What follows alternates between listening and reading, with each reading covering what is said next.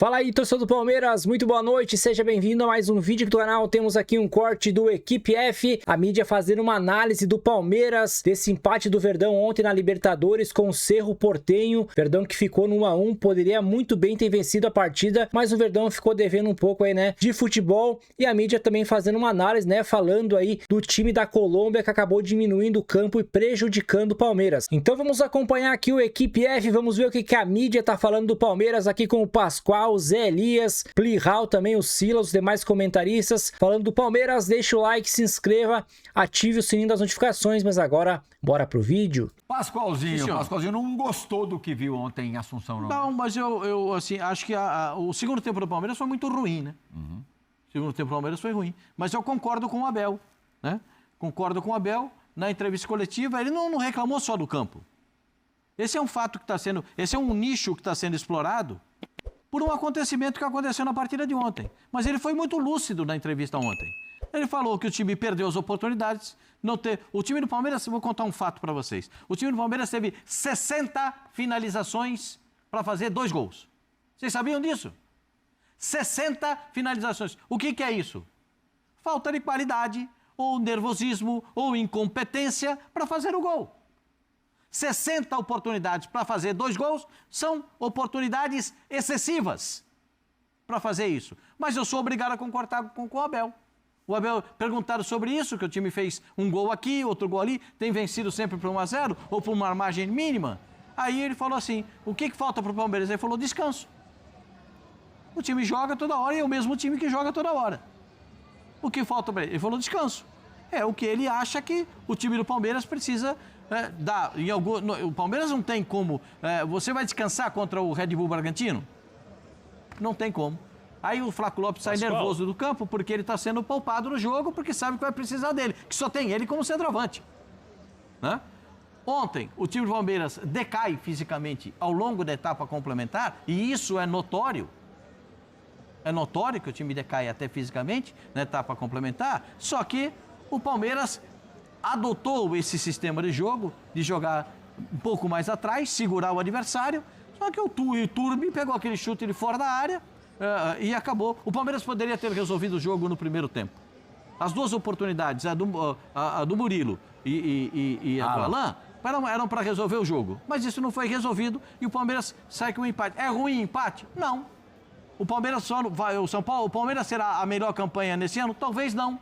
A gente não sabe o que vai acontecer até o final dessa fase da Libertadores. Talvez não. Mas o Palmeiras vai se classificar para a Libertadores da América. Vai se classificar. O momento hoje, quando o treinador fala que faltam notas artísticas, claro que faltam. São as notas da qualidade técnica que tem o Tigrinho, que tem o Paulinho, que tem o Arias. Se ele liberar um pouco mais, eu concordo com o Zé, se ele liberar um pouco mais o Alan para jogar como o Alan joga ofensivamente, o Alan preocupar o lateral, não ele se preocupar com o lateral, eu acho que essas coisas podem acontecer e essas críticas são bem-vindas nesse momento. Mas agora, eu já vi encurtar trave, eu já vi encurtar campo, para mim no futebol só falta ver cachorro voar, eu ainda não vi. Eu vou ver cachorro voar ainda no futebol. Encurtou. O Zé falou uma coisa certa. O campo pode ser de 64 a 68. É a metragem da FIFA. Ontem o campo estava com 64.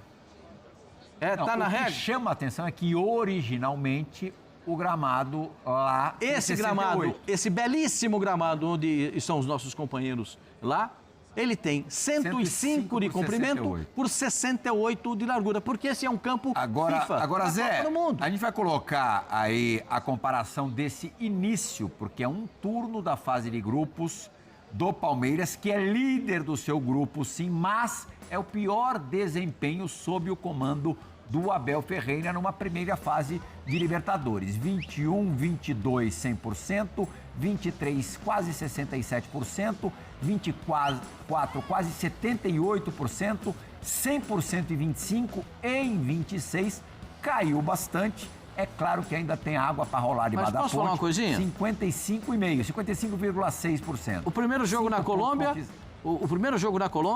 o gramado horrível. Pô, mas vai ter desculpa em todo jogo? Não, o gramado era bom ou não era?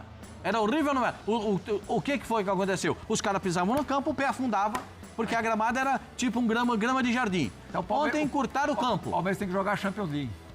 Não, eu não estou falando isso, Plihal. O campo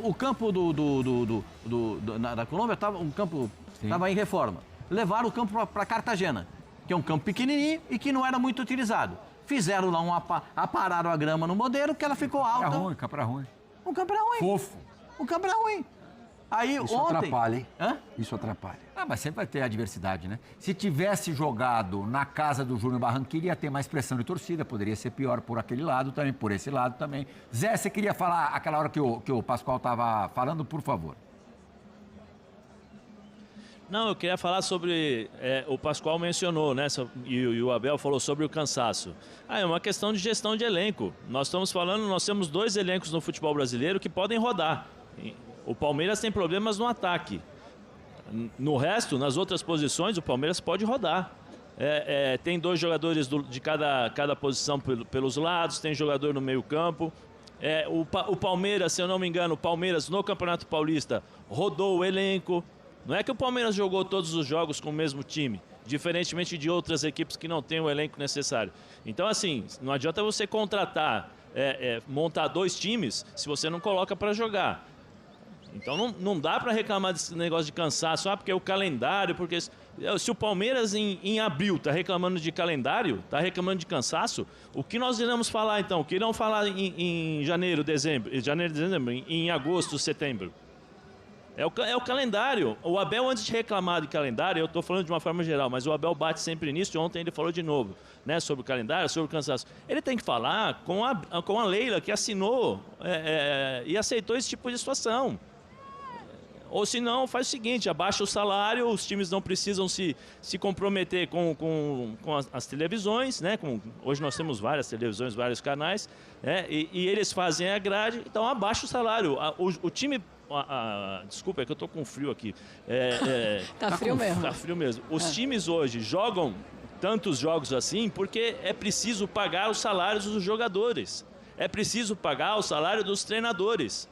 Ninguém quer tocar nesse assunto, mas a verdade é essa. O custo do futebol hoje para os clubes é um custo altíssimo. E os clubes têm que se virar como? Jogando, assinando os contratos com publicidade, assinando os contratos com a televisão, com os direitos de arena. Só que é assim, na hora que cai lá o dinheiro, ninguém reclama. Só reclama quando perde, só reclama quando encontra dificuldades, só reclama quando tem problemas de cansaço. Então, assim, a gente precisa redimensionar determinadas situações do futebol brasileiro, porque quando ganha está tudo certo. Quando tem um probleminha, aí todo mundo encontra subterfúgios para achar os culpados. E os culpados são todos.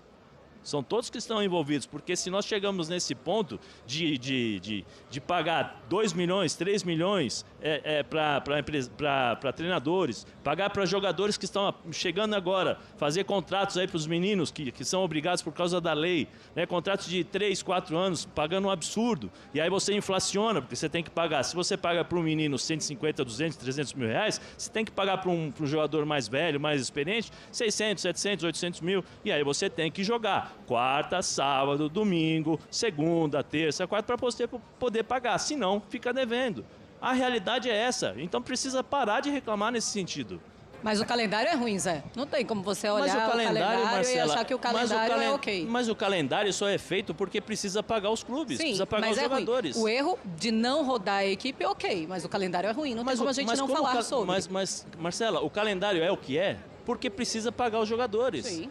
Se diminui o salário de jogador, diminui o salário de treinador, diminui o salário, a comissão dos empresários, diminui o salário de todo mundo, diminui o dinheiro Ninguém que está vai ali. aceitar. Então. Mas o calendário é ruim. Mas aí você tem como negociar o calendário. Eu vou ganhar menos, mas aí eu quero menos jogos, eu quero menos viagens. Aí você pode negociar. Agora, se você quer ganhar cada vez mais, você quer multiplicar o seu... E aí está no mercado, beleza, isso faz parte do jogo. Mas o problema é... Como é que você vai reclamar de uma coisa que é feita e criada para poder te sustentar? Esse é o grande problema. E vou além, vai lá nas categorias de base. Esse problema começa lá nas categorias de base, com os contratos de gaveta, com os acordos feitos com os empresários. né? Com tudo isso. Por isso que os clubes estão endividados, por isso que os clubes estão cheios de problemas financeiros, porque começa lá embaixo e a ponta do iceberg chega no profissional. E aí são obrigados a fazer tudo isso. Eu acho rapidamente que a gente pode abordar esse tema também de uma outra maneira. O Zé está falando sobre uma doença do futebol no mundo inteiro. Na Europa, até sindicatos de jogadores têm reclamado já faz tempo da quantidade de partidas, da falta de tempo para recuperação de jogadores. Já se fala lá também em falta de tempo para treinar. Toda vez que existe um número maior de lesões musculares, a gente está vivendo isso, período pré-Copa do Mundo, esse assunto volta também onde é a elite do futebol, teoricamente onde o jogo é tratado da maneira mais profissional e existem problemas e defeitos em todos os lugares. Em outros existem mais problemas e mais defeitos. Então não se trata aqui de colocar o futebol europeu num pedestal como se fosse um mundo perfeito, porque está absolutamente longe disso. Mas existe mais profissionalismo e em muitos casos existem melhores intenções. Então, vamos aguardar se algo será feito em termos de calendário. O Palmeiras, ele precisa olhar para si também, né? Antes do Abel ficar falando do tamanho do gramado, que eu achei assim uma estratégia covarde realmente do Cerro, mas antes de olhar é preciso olhar para si também e ver o que está acontecendo com esse Palmeiras, que principalmente no segundo tempo não consegue performar como no primeiro tempo. É um Palmeiras que cansa, a parte física tá prejudicada. O que é que acontece?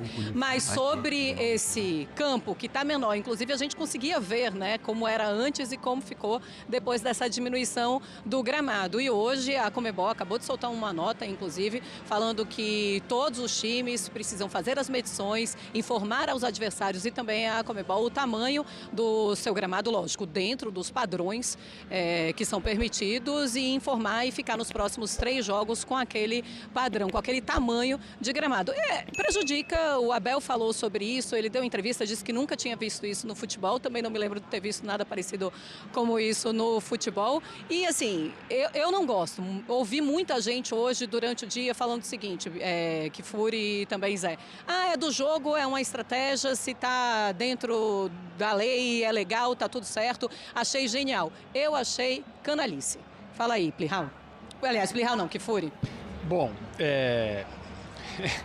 tem uma controvérsia em relação a se o Palmeiras sabia ou não sabia que as dimensões do gramado do estádio do Cerro Porteño tinham sido alteradas. A informação em veículos esportivos, né, de imprensa esportiva no Paraguai, indicam que o delegado do jogo tinha sido informado, como a nota da Conmebol como a nota da Conmebol divulga que é preciso acontecer, e que o Palmeiras também sabia que as linhas laterais, né, o campo tinha ficado mais estreito, 2 metros de cada lado. Essa é uma guerra de narrativas, digamos assim. A minha opinião, é muito feio para uma competição como a Copa Libertadores que isso seja permitido. E em relação à nota da Conmebol, eu não sei por que se fala em 3 jogos utilizando as dimensões informadas a partir de um determinado momento. O campo, ele tem que ser igual para todas as equipes que visitam o Cerro Porteño durante toda a Copa Libertadores. Ninguém sabe se o Cerro Porteño vai se classificar, estará no mata-mata ou não, mas de qualquer maneira haverá 3 jogos pelo menos da Libertadores na fase de grupos nesse estádio. E o gramado tem que ser igual para todo mundo, pelo menos no que diz respeito às linhas e às dimensões. É claro que existe uma margem. Na Copa do Mundo, para citar um exemplo, não tem margem, os campos todos são rigorosamente iguais, é o chamado padrão FIFA. Agora, a Conmebol deveria implantar, na minha opinião, o padrão Conmebol, chamem da maneira que quiserem. As dimensões dos gramados em todos os campos, em todos os estádios envolvidos nos jogos do torneio, deveriam ser iguais. Essa coisa de informa, bom, o campo hoje tem tanto por tanto, então pelos próximos 3 jogos você pode jogar assim, depois o campo fica menor, fica maior. Eu acho que isso é feio do ponto de vista da uniformização que deveria ser necessária para um torneio, uma competição do nível da Copa Libertadores. E aí, Zé? Não, eu acho assim, eu vou falar o que eu falo sobre o campo sintético. Está no regulamento? Pode utilizar? Pode ser utilizado? Vai usar. São 2 coisas diferentes. Mas assim, mas é a mesma coisa. Por exemplo, você pode falar do campo sintético. o campo sintético é bom, ele beneficia, ele prejudica. Mas ele está ali para todos os jogos. Pois é. Mas eu estou falando que está no regulamento. O meu pensamento é o seguinte: se está no regulamento, ele pode utilizar. É utilizado. Se outra equipe puder fazer isso, está lá no regulamento, eles vão utilizar.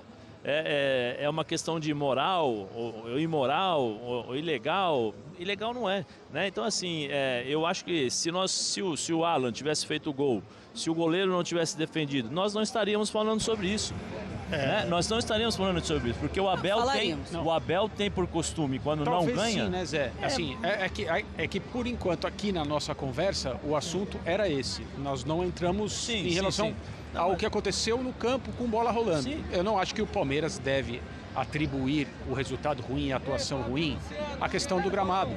Mas no que eu abordei, é feio, não é ilegal. Se fosse ilegal, o Cerro Porteño deveria estar eliminado, não tem mais jogo ali. Mas é feio. É feio e não deveria acontecer. Não, Zé, e é por isso que eu falei assim, é preciso olhar para si. É preciso o Abel olhar para si, claro, e ver o que está acontecendo com esse time. Porque vencer de um empate e não conseguir fazer um segundo tempo como o primeiro, não conseguir matar o jogo no primeiro tempo, é claro, tem que olhar para si. Mas o que se fez ontem... Marcela, mas é o que eu falo, está no regulamento, se a Conmebol, que é o órgão que é responsável por isso, fala assim, você pode utilizar as medidas mínimas, as máximas, você está aí, você faz. O que ele pode fazer? Nada, tá no regulamento, é permitido fazer isso. Então, cada um joga com as suas armas. Nós estamos falando aqui, e aí eu falo, eu não concordo com isso também, mas eu estou falando sobre o que é a realidade. Né? Nós estamos falando, acabamos de falar 5 minutos atrás, da violência que nós temos no jogo dos argentinos. É a mesma coisa, os argentinos tentam desestabilizar os brasileiros, criando esse tipo de situação. O Cerro, talvez, tentou diminuir o campo para diminuir as possibilidades ou tentar dificultar para o Palmeiras. E mesmo assim não foi o suficiente, porque o Palmeiras teve a oportunidade de ganhar. Né? Agora, o que eu acho é o seguinte... O Abel, aí eu já vou para o outro lado, né? Que eu concordo com vocês nessa situação, mas se está no regulamento, e eu citei o campo sintético porque está no regulamento, está lá. A FIFA não joga nos campos dela, nos campeonatos dela, a FIFA coloca campos normais, né? Campos de grama natural. Lá nos Estados Unidos ela teve que fazer uma modificação total para o campeonato mundial, porque era nos campos sintéticos da NFL. Né? Então, assim, 2 pesos, 2 medidas. Agora, eu vou partir para o outro lado. O Abel precisa parar de fazer isso. Né? Nós temos que começar a questionar a competitividade do Palmeiras está levando aonde? São quantos anos que o Palmeiras não ganha títulos? Mas ele chega na final, mas sempre tem alguma desculpa. Sempre tem alguma coisa. Ninguém bate no peito e fala assim, eu errei. Hoje nós jogamos bem, tivemos a possibilidade de ganhar e não ganhamos. Ponto. Como ele já falou em algumas ocasiões, faltou a eficiência, não foi boa. Ontem foi a questão do Palmeiras não marcar os gols. O Alan perdeu um gol, debaixo da trave era só encostar. E é um menino, talvez, se apavorou. Opa, a chance de fazer o gol, pegou e chutou para fora. Depois nós temos a defesa do Murilo, né? Outros chutes também, se não me engano, de fora da área ali, acho que foi do Marlon, alguma coisa assim, peço perdão, que são muitos jogos de ontem, a idade já não permite lembrar todos com precisão. Assim, eu acho isso, acho que o Abel precisa começar a tirar essa questão de toda hora ter uma desculpa para tentar esconder o resultado do jogo. Ele precisa entender e precisa falar a verdade. Nós tivemos a possibilidade de ganhar e não ganhamos, ponto, acabou. O campo está mais tá menor, está maior. Não interessa, nós conseguimos jogar. O Palmeiras conseguiu colocar o Cerro em dificuldades. Quantos chutes o Cerro deu no primeiro tempo? O que fez o Cerro no primeiro tempo? Agora tem que ser questionado, porque o Palmeiras no segundo tempo cai de produção, né? Por que o Palmeiras tem dificuldades de jogar com o elenco que tem? Porque o Palmeiras só joga de uma forma só, que é no erro do adversário, pressionando o adversário, consegue fazer o gol, recua e sai no contra-ataque. O Palmeiras está voltando a ser aquele Palmeiras com o Estevão, que fica dependendo do Arias agora, porque o Arias tecnicamente é o cara que faz, sai um pouquinho da mesmice pela qualidade técnica. O Alan, que tinha essa possibilidade, o Alan já está sendo usado como marcador de lateral. Né? O Marlon Freitas e o André estão fazendo um bom trabalho, mas eles estão limitados também a fazer um tipo de jogada que é, com a ausência do Vitor Roque, é explorar a velocidade nas costas dos zagueiros, e todo mundo já está percebendo como que funciona isso. O gol do Palmeiras ontem foi justamente nessa jogada, e a jogada que foi feita contra o Red Bull Bragantino. Então, assim, algumas coisas precisam ser notadas no Palmeiras, precisam ser questionadas. E o Abel precisa parar de toda hora que, quando o time não ganha, ele criar aquela nuvem de fumaça para justamente não se justificar porque não conseguiu a vitória. É isso aí, galera. Então a mídia aí falando muito do Palmeiras, falando muito, né, do Verdão aí, o Palmeiras que acabou empatando ontem com o Cerro Porteño. Palmeiras que poderia ter vencido a partida, né, principalmente no primeiro tempo. Poderia ter decidido a partida, mas o Verdão acabou empatando, né? Mas não tem nada perdido, o Verdão que se recusa a perder, né? E pode até terminar em primeiro no grupo aí da Libertadores. Palmeiras que enfrenta também o Sport Cristal na próxima terça-feira, mas antes disso, o Verdão enfrenta o Santos no próximo sábado, jogando no Allianz Parque. Vamos aqui para mais informações, então, do Palmeiras, do mercado da bola do Verdão, né? Que vem movimentando aí, né? Palmeiras que está disposto a desembolsar mais de 90 milhões pela contratação do zagueiro Nino, né? Para mim, uma baita contratação. O Fluminense apareceu na parada, né? Para disputar o jogador, mas sem possibilidades. E o Verdão aí é o principal destino aí do zagueiro. Então, o Zenit admite negociar Nino e pede alto. Palmeiras aceita pagar 87,5 milhões pelo zagueiro. O time russo promete fazer jogo duro para aceitar a transferência de Nino. De 29 anos, mas o Palmeiras confia na vontade do atleta. Então a novela da possível contratação de Nino tem mais um capítulo. Segundo informações, o Zenit aceita vender seu defensor, mas a diferença do que o clube pede e o que o Verdão sinaliza pagar é de 29 milhões. De acordo com informações, o clube russo já avisou ao mercado que deseja cerca de 20 milhões de euros, cerca de 116,5 milhões na cotação atual para negociar o zagueiro. O time brasileiro, por sua vez, assina com uma oferta de 15 milhões de euros, cerca de 87 milhões. Então aí, ao que tudo indica, né, o Palmeiras vai fechar a contratação do jogador. É uma diferença mínima, né? O Palmeiras quer pagar aí cerca de 87,5 milhões, já o Zenit pede aí cerca de 115 milhões, mas o Verdão aí deve fechar assim a contratação, né? E também vale a vontade do jogador. Ele que tem uma ótima relação com o Zenit, né? E pode ser liberado aí para chegar ao Palmeiras. Eu vou ficando por aqui, deixe sua opinião aqui nos comentários. E eu volto aí no próximo vídeo com mais informações do Verdão aqui para vocês.